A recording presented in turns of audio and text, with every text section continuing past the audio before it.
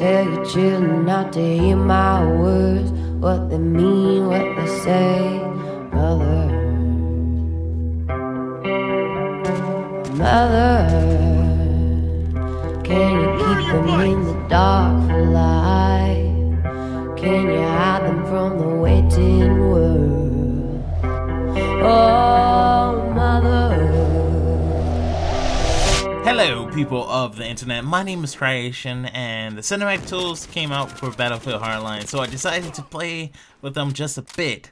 Nothing major. I do want to get back into doing cinematic openers, but the tools are still in beta and they crash a lot. But today, in around 5 steps, I want to help you improve your aim and be more precise, whether you're playing with a mouse and keyboard or with a controller. I have good experiences with both.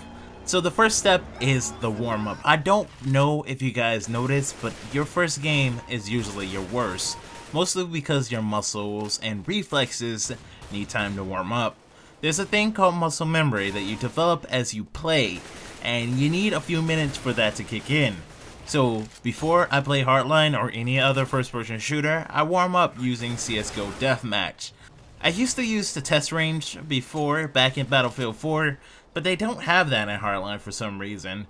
But this is a great way to warm up your hands and start shooting moving targets. I usually play for around 10-15 minutes when I'm going to go play Hardline, but I stay a little longer if I'm going to play a competitive match. Now, if you're on console, I would say play anything that allows you to practice. Not many games, I know, but COD Zombies helped me out a lot. Usually playing the first few rounds, going for headshots only, was how I warmed up back in the day. Now there is a few things you should know, and I believe this may be even bigger than the warm-up, and that is your sensitivity. This is the thing that affects your aim the most, and finding the right one can be a bit trippy. But there are two things that you want to look at when setting up your sensitivity. Your DPI, aka dots per inch. This is how many pixels your pointer moves according to how far you swipe. Now don't listen to the lies. Many will tell you that a higher DPI means it's a better mouse, but that's not true. But a higher DPI does mean that a mouse is more sensitive. And on most mice you can change that, but DPI doesn't tell it all. You have to look at your in-game sensitivity, and you have to keep your in-game sensitivity constant between games. You cannot have a high sensitivity in Counter-Strike and a really low one in Battlefield, or it will highly affect your muscle memory. Now if you're having trouble figuring out what sensitivity you should play at, I'm going to place a video on screen with the annotation to help you out, and it will help you find your perfect sensitivity. Everyone has their preferred one. I play at an 1800 DPI with a 4.04 in-game setting in Counter-Strike, but this may not work for you. There is no perfect sensitivity universally.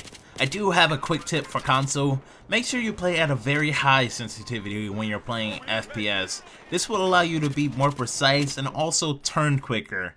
At first it will feel weird, but you will notice that you will be able to adjust to targets way faster. Now something else I should note is make sure you have mouse acceleration disabled everywhere. So you don't want to have it enabled in Windows. I'll leave a link in the description showing you how to disable it in Windows. Alright, you're all warmed up and ready to go out and deploy and aim, right? No, there is still a few things you should make sure you tweak, such as your video settings.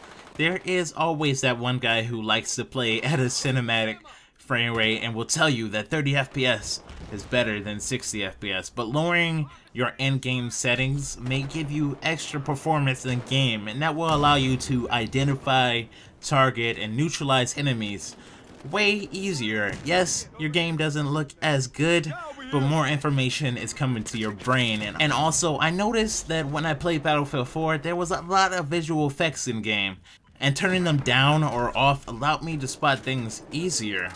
Those effects aren't as prominent in Hardline, but just try it out and see what happens. Anyway, there are just some things I can't give you knowledge of, and you will have to experience them for yourselves. So go out, study, and test. Those things are map knowledge and spray patterns.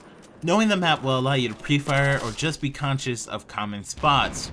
And I could go through every spray pattern that is in Hardline and CSGO, but you will probably die of boredom. So what I want you to do is take your favorite gun to a wall and spray it and learn the spray pattern. Then simply counter it by pulling in the opposite direction.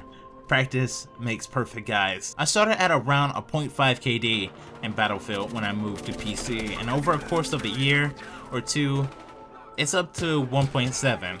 So I know these tips work, and I hope I helped you guys out. If you have any questions, just let me know. I'll get back to you as soon as possible. Remember, don't be a sitting duck. Strafe while you aim. Anyway guys, I think that's it.